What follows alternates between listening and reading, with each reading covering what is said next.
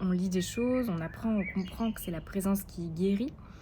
On fait des efforts pour rejoindre cette présence, on fait du yoga, on fait des pratiques de méditation. Et pourtant, quand des choses se présentent, des matières de l'ordre de l'ego, c'est-à-dire voilà, des contrariétés, des émotions, des réactions qui me dépassent et qui m'emportent, c'est à ce moment-là que j'ai un travail à faire de recentrage dans ma présence. Et souvent, comme le mental a lu beaucoup de choses sur la transformation intérieure, sur ce qu'il doit faire de ses problèmes, de ses problématiques, euh, c'est difficile de ne pas céder à la tentation de faire quelque chose avec ce que je ressens, avec ce que je comprends. Donc d'un côté, je m'échine à changer, à appliquer des principes de développement personnel, de thérapie, pour que ça change. Et puis, je suis découragée parce que finalement ma problématique revient. Et de l'autre, je ne fais rien, je regarde ma problématique et la problématique revient.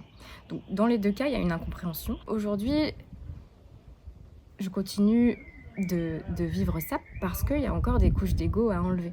Et quand je dis des couches d'ego, ça veut dire des couches de matière émotionnelle, matière pensée, que j'ai pris pour moi et qui sont pas moi, qui sont des mensonges. Donc attention à ne pas confondre le mental et l'ego aussi. Le mental, c'est l'outil, la structure qui nous permet de penser. Elle est ni bonne ni mauvaise, elle est juste mise au service de quelque chose. L'ego, lui, c'est un processus d'attachement à des idées de ce que nous sommes. Il est impossible d'être incarné aujourd'hui sans en avoir. Donc, aller vers l'éveil, ça ne veut pas dire ne plus avoir d'ego, ça veut dire avancer dans ce processus d'allègement, d'amincissement de l'ego à mesure qu'il se présente. Et plus j'avance, plus les couches d'ego se font fines, laissent passer la lumière et ma lumière est de plus en plus facile à rayonner. Et c'est ça qu'on appelle l'éveil, c'est d'avancer sur ce chemin. Souvent on confond, on croit que parce qu'on le voit avec notre mental et notre intellectuel, eh ben on l'a vu. Mais non, on l'a simplement compris.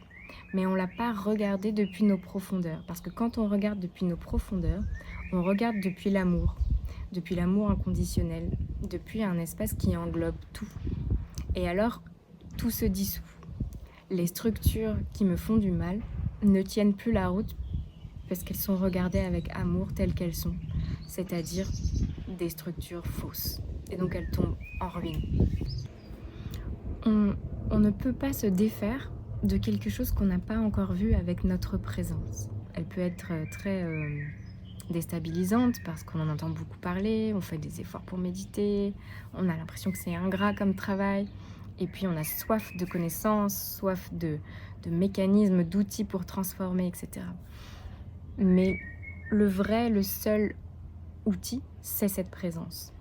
Mais pas la compréhension qu'on a de cette présence, c'est de la vivre pleinement. Ne renoncez jamais à chercher comment habiter votre présence à vous, parce que c'est ça qui fera la différence. C'est ça qui va permettre de dissoudre.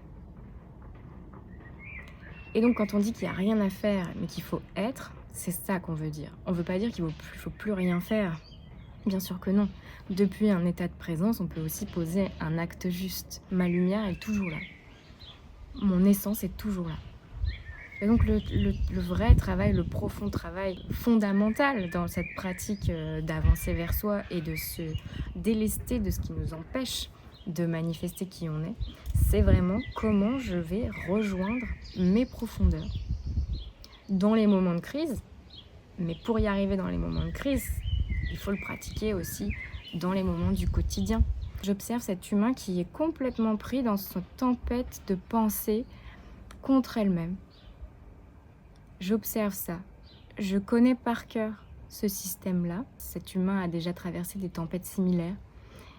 Et ça, c'est une de plus. Et je la regarde avec beaucoup plus de confiance. Je sais que ça va passer. Je la regarde se dérouler avec curiosité, mais je n'essaye pas d'intervenir. Je n'essaye pas d'arrêter la tempête. Je la regarde. Et parce que je la regarde avec sincérité, avec amour, avec une curiosité saine,